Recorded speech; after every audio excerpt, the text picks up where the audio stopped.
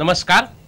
आज माघ कृष्ण पंचमी शके 1936 सादर करीत आहोत ठाणे वार्ता। ठळक घडामोडी। स्वाईन फ्लूचा रुग्ण आढळणाऱ्या परिसरात सार्वजनिक कार्यक्रमांवर बंदी घालण्याची ठाणे महापालिकेच्या मुख्य आरोग्य अधिकाऱ्यांची सूचना। शिवसेना भारतीय जनता पक्ष शासनाच्या निषेधार्थ काँग्रेसचा रास्ता रोको आणि स्वाईन फ्लूवर प्रतिबंधात्मक उपाययोजना करण्याचे पालकमंत्र्यांचे आदेश। या आणि इतर घडामोडी विस्तृतपणे पण काही क्षणातच। ठाणे वार्ता पहा श्रीस्थानक वाहिनीवर। आता सकाळी 9:15 पासून रात्री 9:15 पर्यंत ठाणे वार्ता, ठाण्यातील पहिलं दृकश्राव्य माध्यम। श्रीस्थानक वाहिनी ठाण्याची स्वतःची वाहिनी। ठाण्यातील घडामोडी, कार्यक्रम, वादविवाद, अगदी गाणी, नाटक याचा आनंद घर बसल्या पहा श्रीस्थानक वाहिनी। आपल्या ठाण्याचं हक्काचं व्यासपीठ श्रीस्थानक वाहिनी।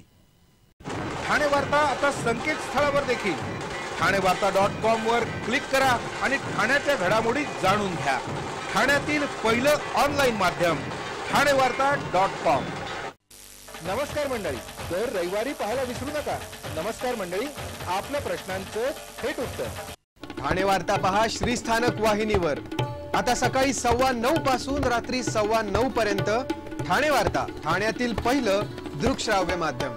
जिल्ह्यामध्ये स्वाईन फ्लूच्या रुग्णांवर उपचार करताना स्वाईन फ्लू होऊच नये यासाठी प्रतिबंधात्मक उपाय करण्याचे आदेश पालकमंत्र्यांनी दिले आहेत। स्वाईन फ्लूचा आवर घालण्यासाठी काल झालेल्या जिल्ह्यातील वरिष्ठ अधिकाऱ्यांच्या बैठकीत शिंदे यांनी हे आदेश दिले। स्वाईन फ्लूचा प्रादुर्भाव झाल्यानंतर उपचारासाठी धावपळ करण्याऐवजी प्रादुर्भावच होऊ नये यासाठी प्रयत्न करावेत। तसेच यासाठी लागणाऱ्या आवश्यक बाबींसंदर्भात आरोग्यमंत्र्यांशी चर्चा करून मार्ग काढला जाईल असं त्यांनी सांगितलं। स्वाईन फ्लूच्या तपासणीचा अहवाल येण्यासाठी 2 दिवस लागतात। याकरता ठाण्यामध्येच एखादी प्रयोगशाळा असावी अशी सूचना करण्यात आली होती। त्यावर आरोग्यमंत्र्यांशी चर्चा करून मार्ग काढण्याचं आश्वासन त्यांनी यावेळी दिलं। स्वाईन फ्लू संदर्भात मोठ्या प्रमाणावर जनजागृती करण्याची सूचनाही त्यांनी यावेळी केली। जिल्ह्यामध्ये स्वाईन फ्लूसाठी आवश्यक असणाऱ्या औषधांचा साठा पुरेसा असून जिल्हा रुग्णालय, ग्रामीण रुग्णालय, महापालिका रुग्णालय आणि प्राथमिक आरोग्य केंद्र अशा विविध ठिकाणी स्वाईन फ्लूच्या संशयित रुग्णांसाठी 177 तपासणी केंद्र, 7 आयसोलेशन वॉर्ड, 67 खाटा आणि 17 व्हेंटिलेटर्स उपलब्ध असल्याची माहिती जिल्हा शल्यचिकित्सक गौरी राठोड यांनी यावेळी दिली।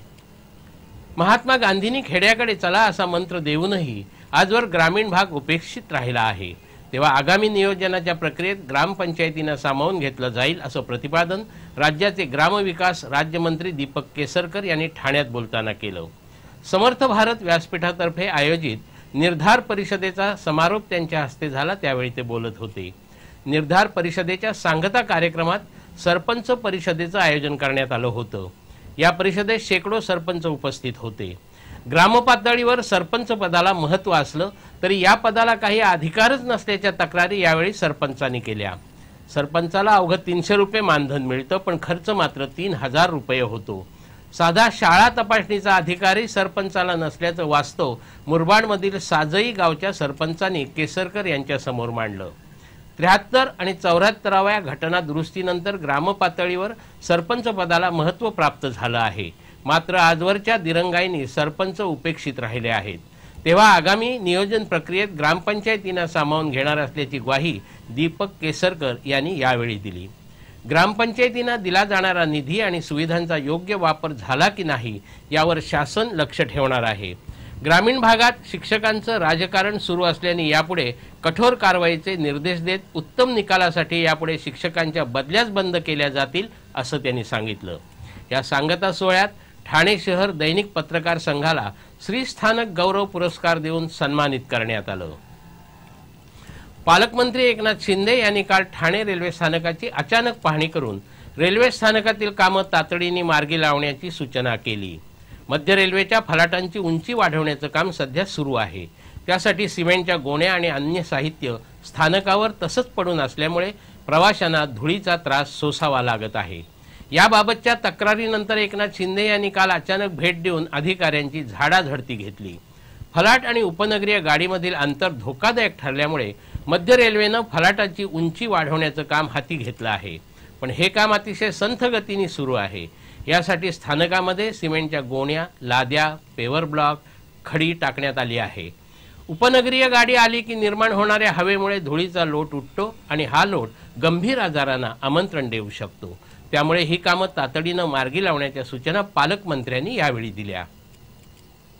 ठाणे जिल्हा परिषदेच्या मुख्य कार्यकारी अधिकारी पदाची सूत्र उदय गौरीशंकर चौधरी यांनी स्वीकारली।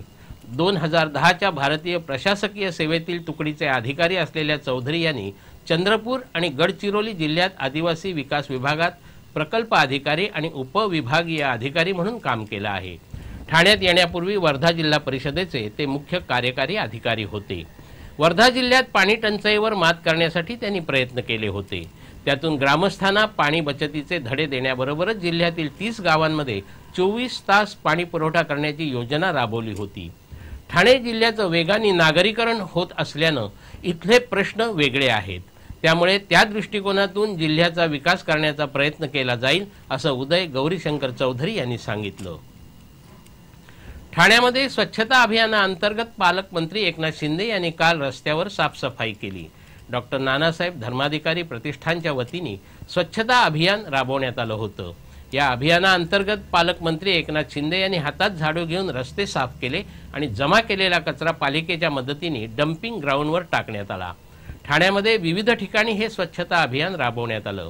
वागळे इस्टेट परिसरात पालकमंत्री शिंदे स्वतः सहभागी झाले होते। स्वच्छतेचा चांगला संदेश समाजामध्ये जावा यासाठी या स्वच्छता अभियानात सहभागी झाल्याचं शिंदे यांनी सांगितलं।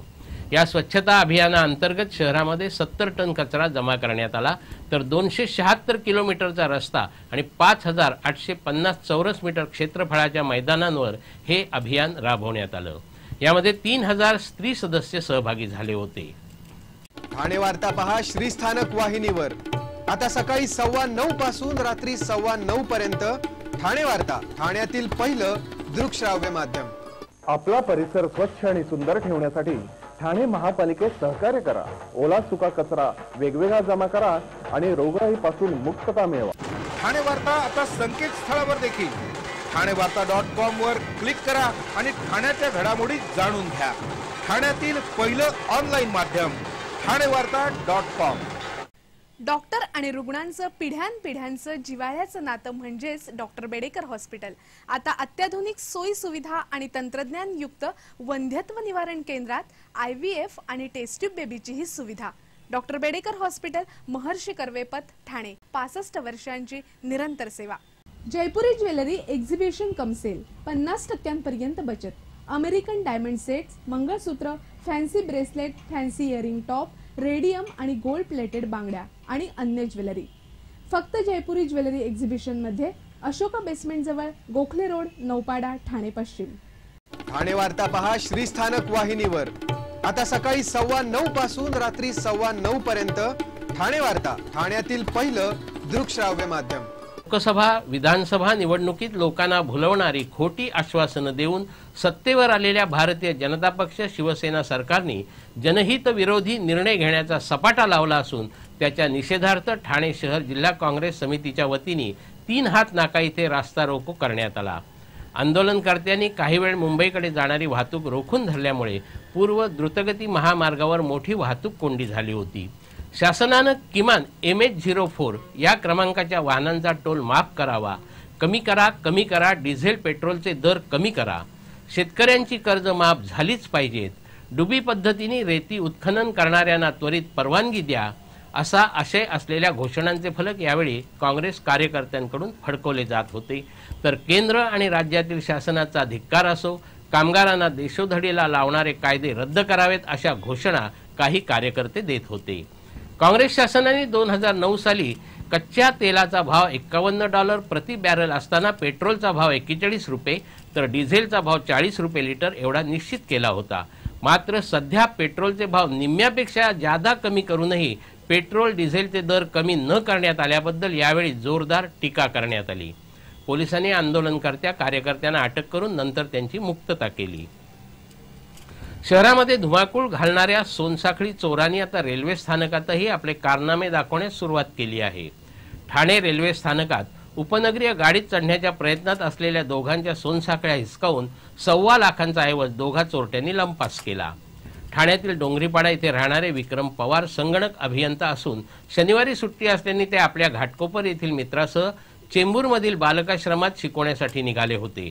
तेव्हा फलाट क्रमांक 7 वर छत्रपती शिवाजी टर्मिनसला जाणाऱ्या लोकलमध्ये शिरत असताना गर्दीचा फायदा घेत एका चोरट्यांनी त्यांची 24,000ची सोनसाखळी हिसकावून पळ काढला।